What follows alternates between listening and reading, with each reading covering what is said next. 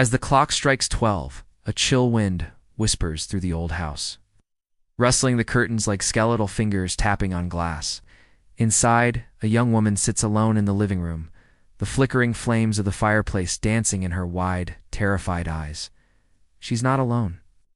Something sinister lurks in the shadows, something that emerges only when the hands of the clock align perfectly with midnight. Tonight, the entity stirs from its slumber, ready to unleash its terror once more. Her name is Sarah, and she's moved into this old house with her boyfriend, Mark, just a few days ago. The locals had warned them about the place, muttering about strange occurrences and unsolved mysteries that clung to it like cobwebs. But Sarah and Mark, young, in love, and eager to start their new life together, had brushed off the warnings as superstitious nonsense. Now, huddled in that living room as the seconds ticked by, she wished she'd listened. The old grandfather clock chimed 12 times, each chime echoing like a death knell in the vast emptiness of the house. As the last note faded away, a dark shape began to coalesce in the corner of her vision. It was like watching smoke take form, a shadowy figure solidifying from the ether. Panic seized Sarah. She wanted to scream, to run, but her body seemed paralyzed with fear. No. Then, as if emerging from a nightmare, the creature stepped fully into view. Its form was vaguely human, yet distorted, twisted into an obscene mockery of a man. Its skin was stretched taut over its bones, making every muscle and sinew visible beneath. One arm was grotesquely elongated, ending in a hand with fingers like rusty meat hooks. The other was shorter, gnarled and twisted, more like the limb of a spider than a human. Its head was a horrifying panorama of decay and corruption. Where its nose should have been, there was only a gaping hole filled with what looked like rows upon rows of teeth. Its eyes were bottomless pits of darkness, seeming to suck the very light from the room around them.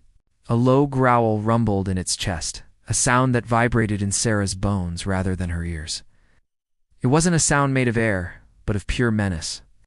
But what truly made the creature unforgettable was the way it moved, or rather, the way it didn't.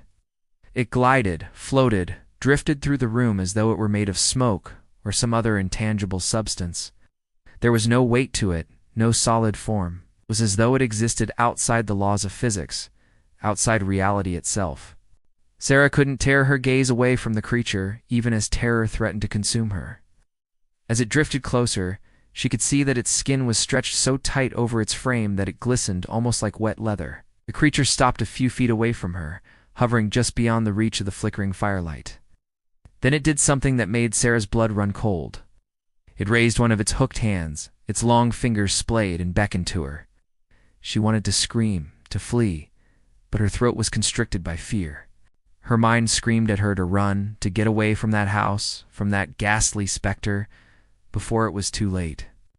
But her limbs felt heavy leaden.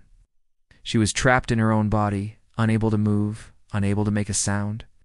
The creature took a step closer, then another, its unnatural gait bringing it closer to her with every passing moment. All the while, those dark, fathomless eyes seemed to bore into her soul, tearing away at her sanity.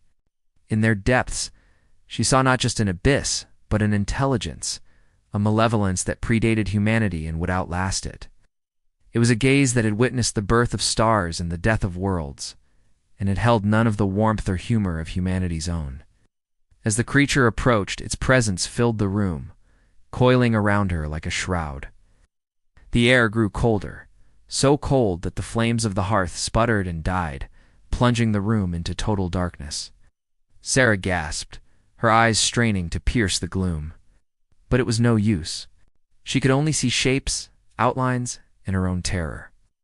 And then it loomed over her, its fetid breath hot on her face despite its icy touch. And she finally understood. This was not just a monster. It was a harbinger, a herald of something far more sinister. In the darkness, she could hear it shifting, coiling, readying itself for the hunt. It was waiting for her to succumb to her fear, to give up the fight. But she couldn't do that. Not only because of the creature, but for Mark. Where was he? Why hadn't he come home? Had he sensed danger and fled? Or had the same fate befallen him that was now threatening her? With a sudden surge of adrenaline, Sarah found herself scrambling backwards, away from the edge of the rug and the encroaching darkness. Her fingers found the edge of the rug, and she pulled herself up, stumbling onto the cold, hard floor. Scrambling to her feet, she ran to the door, flinging it open and rushing out into the night. Behind her, she heard the sound of movement, a scraping, dragging sound, as if something were being pulled toward the door. Then silence. For a moment, the only sound was the pounding of her own heart. Then she heard it again, the dragging sound, but closer now, accompanied by a low, guttural growl. She didn't stop running. She couldn't stop running. Behind her, the creature stirred in the house, sensing its prey had escaped. With a Herculean effort, it hauled itself away from the doorway, its grotesque form slithering through the shadows. As Sarah stumbled through the darkness, she could feel the presence of the creature on the back of her neck. A cold, slimy trail that seemed to wrap around her like a second skin. She dared not look back, but she could feel its baleful gaze boring into her. Its eyes two burning coals in the blackness behind her. The moon was a sliver in the sky, offering little to pierce the thick blanket of darkness that shrouded the town. The trees lining the street loomed like silent sentinels, their branches gnarled and twisted, reaching out to her like skeletal fingers. As she ran, the thought pounded in her head, a drumbeat of terror urging her on. She had to get away, to escape the clutches of that creature, to outrun the horror that lurked in the darkness. But where could she go? How could she ever hope to shake it off? The answer came in a flash of inspiration. It's the old abandoned church at the edge of town. It was just a ruin now, a crumbling shell of its former self, but it was also empty, hidden away from prying eyes, and forgotten by most of the townspeople. Ahead of her, she could see the skeletal outline of the church, its broken windows like vacant eye sockets staring back at her. With renewed determination, she surged forward, her feet pounding the pavement, her lungs burning, her heart threatening to burst out of her chest. The creature was still there. She could feel it, but it was growing fainter, its presence receding into the darkness. Hope surged through her, mingled with the bitter taste of fear. If she could just reach the church, she might be safe. She burst through the broken doors, collapsing inside the crumbling sanctuary. The moonlight filtering through the stained glass windows painted the floor in hues of red and blue. The air was stale and dusty, but it was also free of the creature's stench.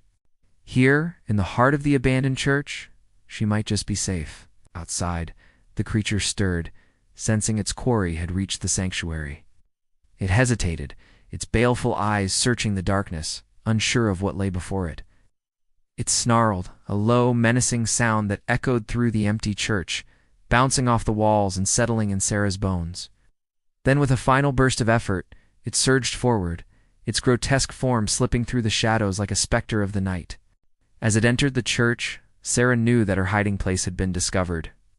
There was nowhere left to run, nowhere to hide. She was trapped, cornered like an animal, and the predator was at the door. And in that moment, as the creature approached, she realized that her story was nearing its end.